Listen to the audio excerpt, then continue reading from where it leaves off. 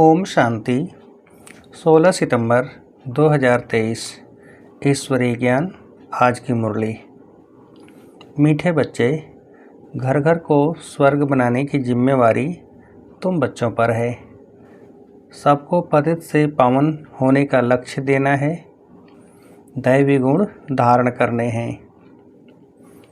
प्रश्न: ईश्वरी गोद में आने से तुम बच्चों को कौन सा अनुभव होता है? उत्तर: मंगल मिलन मनाने का अनुभव ईश्वरी गोद में आने वाले बच्चों को होता है। तुम जानते हो, संगम युग है ईश्वर से मिलन मनाने का युग। तुम ईश्वर से मिलन मनाकर भारत को स्वर्ग बना देते हो। इस समय तुम बच्चे सम्मुख मिलते हो। सारा कल्प कोई भी सम्मुख मिलन नहीं मना सकते। तुम्हारा यह बहुत छोटा सा ईश्वरी कुल है। शिव बाबा है दादा, ब्रह्मा है बाबा, और तुम बच्चे हो भाई बहन, दूसरा कोई संबंध नहीं। गीत: नई उम्र की कलियां। ओम शांति। बाबा जब आते हैं तो पहले कुछ समय साइलेंस में बैठना चाहिए, क्योंकि पहले दान दिया जाता है याद का। याद से ही पतितों को पावन बनाना है। तुम बच्चे दान दे रहे हो और ले रहे हो। बाप आकर कांटों से कलियां बनाते हैं, फिर कलियों से फूल बनते हैं। तुम जानते हो, हमारी सर्विस ही है हर एक को स्वर्ग के लायक बनाना, जैसे तुम बन रहे हो। बाप आकर पहले हेल्थ पीछे वेल्थ देते हैं, पहले शांति फिर सुख। वास्तव में सुख दोनों में है। तुम बच्चों को सुख और शांति दोनों चाहिए, और जो सन्यासी आदि हैं वह सिर्फ शांति चाहते हैं। सन्यासी सुख नहीं चाहते हैं। सुख तो वह दे न सके। अगर शांति देवें तो भी अल्पकाल क्षणभंगुर सुख के लिए। कहते हैं कि सुख तो कागबिष्ठा समान है। सन्यासी बहुत करके शांति चाहते हैं। मुक्ति के लिए दूसरा कोई तो दे नहीं सकता मुक्ति। इसको बेहद की मुक्ति, बेहद की जीवन मुक्ति कहा जाता है। सो बेहद का बाप ही दे सकते हैं। तुम जानते हो, इस समय सब कांटे हैं, कांटे चुभते हैं।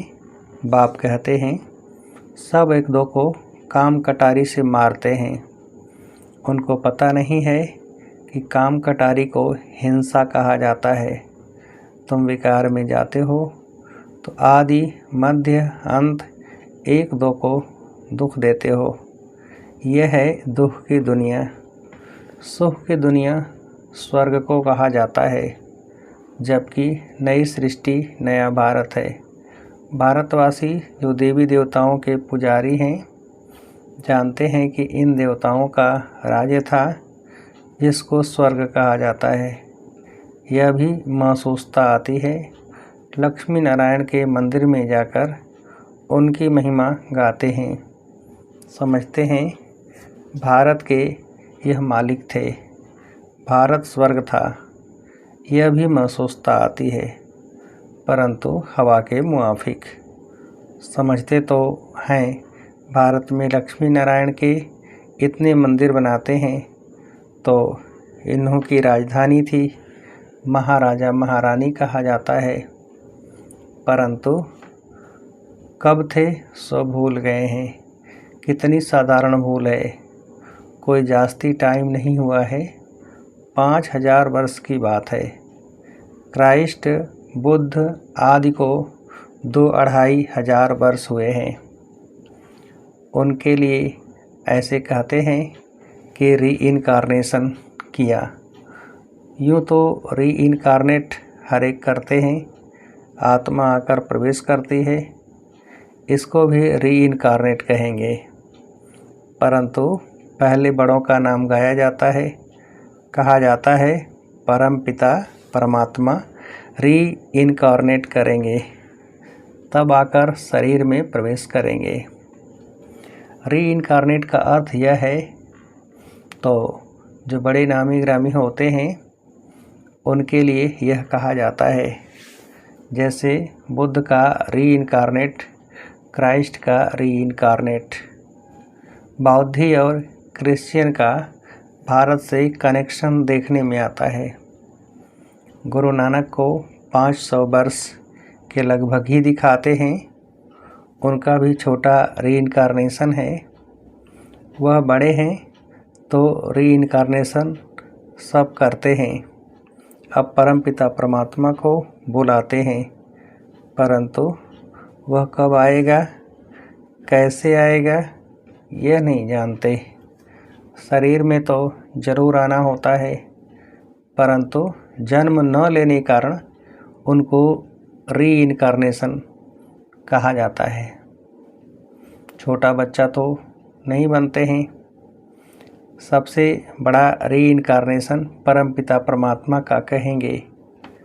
गाते हैं परमात्मा 84 अवतार लेते हैं, अब कह देते पत्थर पत्थर में अवतार लिया। गिरते जाते हैं, जैसे भारत गिरता जाता है वैसे उनकी कथनी भी गिरती जाती है। बाप नई दुनिया का रचयिता है, सो जरूर नई और पुरानी के संगम पर आएंगे। उनको सबसे बड़ा रीइनकार्नेशन कहेंगे। शिव का सबसे बड़ा रीइनकार्नेशन है, परंतु मनुष्य समझते नहीं हैं, क्योंकि परमात्मा से बेमुख हुए हैं। निराकार से परिचित जरूर हैं, परंतु वह यह नहीं जानते कि परमात्मा कब आते हैं, क्या आकर करते हैं। ऐसे नहीं कि विष्णु का रीइनकार्नेशन कहेंगे, देवी देवता धर्म का रीइनकार्नेशन नहीं कहेंगे। देवी देवता धर्म की स्थापना कहेंगे। विष्णु अवतरण का एक नाटक भी बनाते हैं। अब वास्तव में विष्णु अवतरण की तो बात ही नहीं।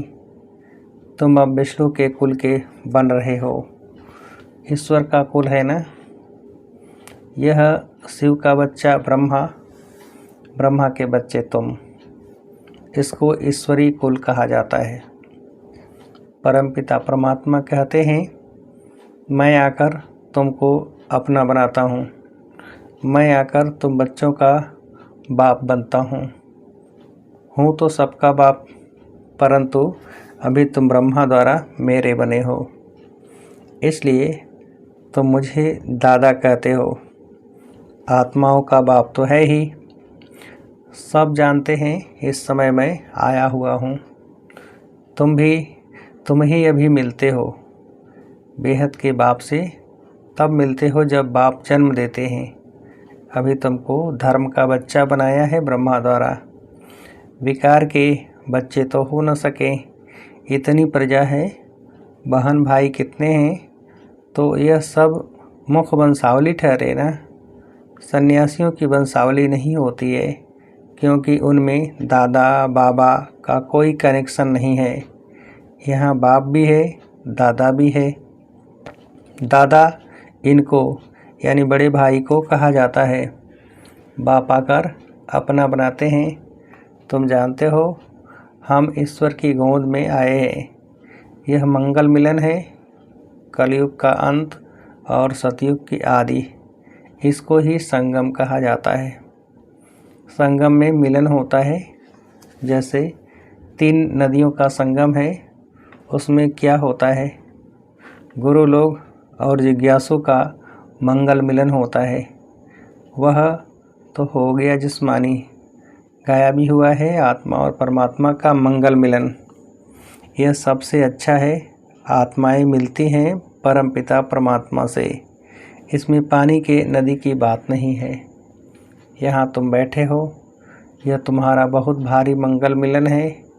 आत्माएं भी चैतन्य हैं। परमपिता परमात्मा का यह लोन लिया हुआ शरीर है, इनको मंगल मिलन कहा जाता है, कुंभ का मेला कहा जाता है ना। कुंभ को भी संगम कहेंगे। 3 नदियों के संगम का नाम कुंभ रख दिया है। सबसे बड़ा संगम कौन सा है? सागर और नदियों का। सबसे बड़ी नदी है ब्रह्मपुत्रा, उसमें बाबा आते हैं, इसलिए सागर और ब्रह्मपुत्रा नदी का इकट्ठा मेला तो है ही। अब कुंभ का मेला है संगम पर। तुम सब ज्ञान सागर बाप से मिलते हो। इसको ईश्वरी कुंभ का मेला कह सकते हैं। यह है आत्मा और परमात्मा का संगम। कुंभ व संगम बात एक ही है। तो तुम बच्चे जानते हो, हम अपने लिए स्वर्ग की स्थापना कर रहे हैं। हमको घर में पवित्र होकर रहना है। जहाँ पवित्रता है वहाँ ही स्वर्ग कहेंगे। बच्चे पवित्र रहते हैं तो पवित्रता सुख शांति है। तुम्हारी अवस्था ऐसी होनी चाहिए जैसे देवताओं की होती है। कोई भी अवगुण नहीं होना चाहिए। इसको ही स्वर्ग कहेंगे। वही फिर स्थायी स्वर्ग बन जाता है। घर में ऐसा लायक बनना है, इसलिए कहा जाता है घर घर को स्वर्ग बनाओ। तुम मनुष्यों को स्वर्ग में चलने लायक बनाते हो। तुम्हारे लिए ही गीत है, घर घर को स्वर्ग बनाओ। सतयुग में घर घर में स्वर्ग था, अब नहीं है। जो बच्चे बाप से वर्षा लेते हैं, उन्हों को अपने घर बैठे पतित से पावन बनने का लक्ष्य देना है। यह बड़ी तिबड़ा चैतन्य तीर्थ है। जहाँ शिव बाबा सागर है, वहाँ तो आत्माएँ गंगाएँ जरूर होंगी। यह सबसे बड़ा ऊंच से ऊंच मेला है। वह सब हैं भक्ति मार्ग के मेले। यह है ज्ञान मार्ग का मेला। भक्ति मार्ग के मेले तो जन्म बाई जन्म लगते रहते हैं। ज्ञान मार्ग का मेला एक ही बार लगता है। यह है रूहानी मिलन। सुप्रीम रूह परम धाम से आकर बच्चों से मिलते हैं। सबसे अच्छी यात्रा या मेला यह है। यह चैतन्य सागर तो कहाँ भी जा सकते हैं। वह जड़ सागर तो कहाँ नहीं जाता, यह सागर जाता है। तो नदियाँ भी जाती हो निमंत्रण पर। ज्ञान सागर इस ब्रह्मपुत्रा नदी के साथ चलते हैं। तुम भिन्न भिन्न प्रकार की नदियाँ हो, कोई पवित्र है, कोई अपवित्र है। कोई समय ऐसे बहुत आ जाते हैं जो पवित्र नहीं रह सकते हैं, फिर भी आते तो हैं ना। बाहर के गृहस्थी भी आते हैं, अलाउ किया जाता है। ऐसे भी नहीं सबको अलाउ करेंगे। कोई मित्र संबंधी आदि आते हैं जिन्हों को उठाने के लिए अलाउ करते हैं, नहीं तो कायदे बहुत हैं। इंद्रप्रस्थ में कोई पतित आ न सके। कोई भी पंडा व सब्ज परी आदि कोई भी पतित को साथ में ले आ नहीं सकती। इसलिए बाप कहते हैं खबरदार रहना। सर्टिफिकेट तुमको मिलता है, किसको साथ ले आती हो या भेज देती हो, रिस्पांसिबिलिटी तुम्हारे पर है। यूँ तो सेंटर्स पर तो निमंत्रण भी देते हैं। कितने पतित आते होंगे। सेंटर पर पतित आए तब तो उनको पावन बनाओ। यहाँ तो सागर बैठा हुआ है तो नियम रखे हुए हैं, नब्ज देखी जाती है। डॉक्टर्स सर्जन तो भिन्न भिन्न होते हैं ना। मम्मा बाबा व अनन्य बच्चे बात करेंगे तो झट पता पड़ेगा कि बुद्धि में बैठता है या नहीं। तुम कोई को भी समझाएंगे कि 2 बाप है तो झट मानेंगे। युक्ति बतलाई जाती है। परमपिता परमात्मा को तो सब याद करते हैं, हम फलाने बाप के बच्चे हैं। सिर्फ उनके ऑक्यूपेशन को नहीं जानते। या तो तुम बच्चे समझ गए हो कि जिस नाम रूप से जो मनुष्य आते हैं उसी नाम रूप से 5000 वर्ष बाद फिर आना है जरूर। क्राइस्ट का जो चित्र है हूबहू फिर उसी समय ही हो सकता है। ऐसा और किसी मनुष्य का हो नहीं सकता। कृष्ण का जो चित्र है वह फिर और किसी मनुष्य रूप में हो न सके। आत्मा भिन्न भिन्न नाम रूप देश काल में जन्म लेते लेते अब पतित हो गई है, उसको फिर पावन बनाते हैं। तुम जानते हो कल्याणकारी बाप है और कल्याणकारी रावण है। सबको सद्गति देने वाला बाप है। फिर इसमें मनुष्य तो क्या सब चीज़ों की सद्गति हो जाती है। नरक का बिना स्वर्ग की स्थापना होती है। जो कल्प पहले आए थे, कोई पंजाबी कोई पारसी आते हैं ना, सभी को निमंत्रण देना है। बाप आया हुआ है, ढिढोरा पीटने में भी हर्जा नहीं है। तुम्हारे चित्र भी बड़े अच्छे हैं, अभी तुम मंदिर लायक बनते हो। अब भूतों को निकालने में बड़ी मेहनत है। लक्ष्मी अथवा नारायण को भरने लिए विकारी अवगुण निकालने में कितनी मेहनत लगती है। कोई को काम का भूत, कोई को क्रोध का भूत, किसको मोह का भूत थप्पड़ मार देते हैं, एकदम गिर पड़ते हैं। लोभवश भी गिर पड़ते हैं। अच्छे अच्छे घर की बच्चियां मिठाई देखेंगी तो छिपाकर खा लेंगी। लोभ ने भी कितनों को नुकसान पहुंचाया है। लोभ के बस ही चोरी करते हैं। पहले तुम भट्ठी में थे, अभी तो सबको अपने घर में भट्ठी बनानी पड़े। बाप ने एक ही बड़ी भट्ठी बनाई। अभी तो कहते हैं पहले 7 रोज़ भट्ठी में रहना पड़े। आजकल किसका भट्ठी में बैठना बड़ा मुश्किल है। सेंटर में भी आते हैं तो रंग चढ़ाते हो, फिर घर में जाने से उड़ जाता है, संग दोष लग जाता है। अभी तो बड़ी मेहनत है। अभी तुम बच्चे जानते हो हम ईश्वरी कुल में बैठे हैं। दादा बाबा और हम भाई बहन हैं। ब्राह्मण कुल सर्वोत्तम गाया हुआ है। उन ब्राह्मणों को भी तुम ज्ञान दे सकते हो। ब्राह्मण हैं उत्तम चोटी। यह संगम युगी ब्राह्मण ही फिर देवता बनते हैं। पहले तो देवताओं से भी ऊंच ब्राह्मण हैं। चोटी तो ऊंची ठहरी न। तुम ब्राह्मण देवताओं की पूजा करते हो, अपने को पुजारी उनको पूज्य समझते हो। तुम उन पुजारियों ब्राह्मणों को भी यह समझा सकते हो तुम तो हो सच्चे सच्चे ब्राह्मण संगम युगी। तो ब्रह्मा मुख वंशावली हो, फिर तुम 100 देवता बनते हो। स्वर्ग का देवता जरूर परमपिता परमात्मा ही बनाएंगे। अच्छा, मीठे मीठे से खेलते बच्चों प्रति माता पिता बाप दादा का याद प्यार और गुड मॉर्निंग। रूहानी बाप के रूहानी बच्चों को नमस्ते। हम रूहानी बच्चों की रूहानी बाप को नमस्ते। धारणा के लिए मुख्य सार, पहली पॉइंट, अंदर के अवगुणों की जांच कर उन्हें निकालना है। संग दोष से अपनी संभाल करनी है। देवताई गुण धारण कर स्वयं को लायक बनाना है। दूसरी पॉइंट, घर घर को स्वर्ग बनाने की सेवा करनी है। भूतों को बाप की याद से भगाना है। बाप के साथ मंगल मिलन मनाते रहना है। वरदान, अपने अनादि संस्कारों को इमर्ज कर सर्व समस्याओं को पार करने वाले उड़ता पंछी भव।